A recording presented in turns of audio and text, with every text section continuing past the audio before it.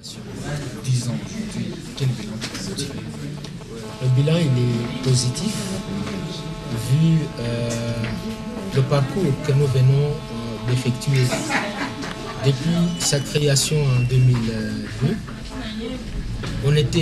On menait les activités chez moi à la maison, mais aujourd'hui nous avons une adresse, nous avons un bureau et avec les membres du bureau qui travaillent, qui fonctionnent. Non seulement cela, nous avons également les réalisations que par la grâce de Dieu, nous avons effectuées, réalisées. Donc au départ, bien que j'étais seul, mais le Saint-Esprit a convaincu plus d'une personne à se joindre à moi. Et aujourd'hui, nous avons d'autres prédicateurs comme moi. Nous avons également des enseignants au sein du ministère Créna.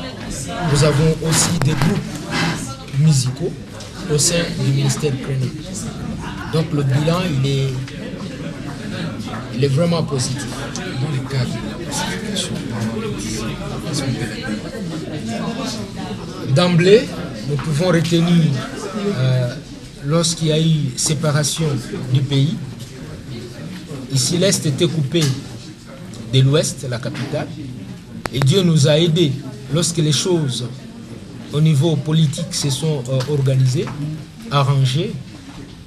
Nous avons invité nos frères qui vivent à Kinshasa, entre autres le frère Patrice Ngoï Moussoko, que les gens connaissent, avait accepté notre invitation.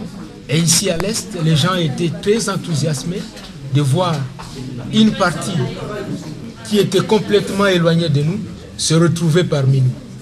Et les gens étaient venus au stade de Afia, c'était en 2004, et même le gouverneur à l'époque, avec son équipe, était venu se joindre à nous. C'était vraiment une journée exceptionnelle pour moi que le Saint-Esprit nous a aidés à organiser. Et non seulement la population de Goma, même la population environnante de la ville de Goma était avec nous ce jour-là au stade. Et par rapport à la crise actuelle, quelle est la position bien en termes de conseils de votre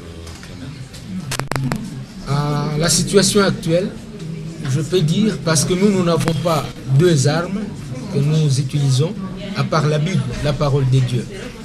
Et nous croyons en cela, que grâce à l'inspiration du Saint-Esprit, à l'aide du Saint-Esprit, je suis convaincu qu'en menant nos activités, telles que la louange et l'adoration, la prédication, l'intercession, Dieu fera quelque chose. Parce que bien que la population vivait dans la peur ou vive dans la peur, mais Créna a continué à mener ses activités et la population s'est vraiment retrouvée réconfortée par le Saint-Esprit à travers nos activités. Pensez-vous que louange et adoration suffisent pour que la crise soit mise en place? La louange et l'adoration, c'est une partie. Mais à côté de cela, parce que le Saint-Esprit n'a pas une forme identique à appliquer.